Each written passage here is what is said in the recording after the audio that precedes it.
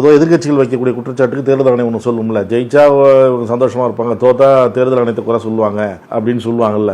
இப்போ ராகுல் காந்தி குற்றச்சாட்டு, இந்தியா கூட்டணி குற்றச்சாட்டை மக்கள் எப்படி பார்க்குறாங்கன்னு நினைக்கிறீங்க சார்? அது வந்து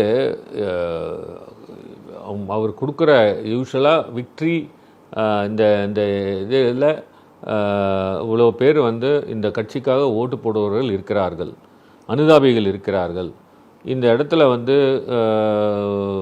காங்கிரஸ் வந்து கான்சிக்யூட்டிவ் எலெக்ஷன்ஸில் ஜெயிச்சிட்டே வராங்க.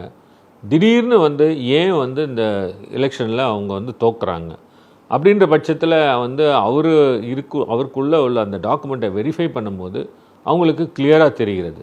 ஸோ இது மக்கள் வந்து நிச்சயமாக யாரும் ஒத்துக்க மாட்டாங்க. இப்போ எங்கள் கான்ஸ்டுவன்சி எடுத்துங்க, நம்மளால் சொல்ல முடியும் யார் வந்து எவ்வளோ ஈடுபாடோட இந்த திராவிட முன்னேற்ற கழகத்தில் இருக்காங்க, கட்சியில் வந்து ஒரு அஃபெக்ஷனேட்டாக இருக்காங்கன்னு நமக்கு நல்லா தெரியும். எந்தெந்த பகுதி, எந்தெந்த பாக்கெட்ஸு, யார் யார் வந்து எப்படிப்பட்டவங்க இருக்காங்க அப்படின்றது எல்லாருக்குமே தெரியும்.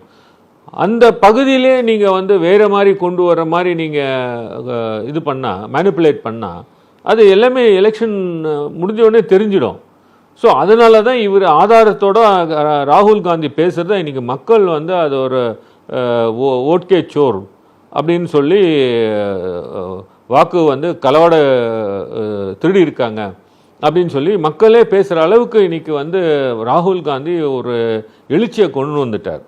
இது எல்லா மத்தியிலையும் இது பேச ஆரம்பிச்சிட்டாங்க. இன்றைக்கி பார்த்தீங்கன்னா பார்லிமெண்ட்லேருந்து எல்லாருமே வெளியில் போய் இது அரெஸ்ட் ஆகிற அளவுக்கு இன்றைக்கி அரெஸ்ட் ஆகி கொண்டு போயிருக்காங்க. ஸோ அந்த அளவுக்கு வந்து ஒன்றிய அரசை வந்து இம்பேக்ட் வந்து கொடுத்துருக்காங்க.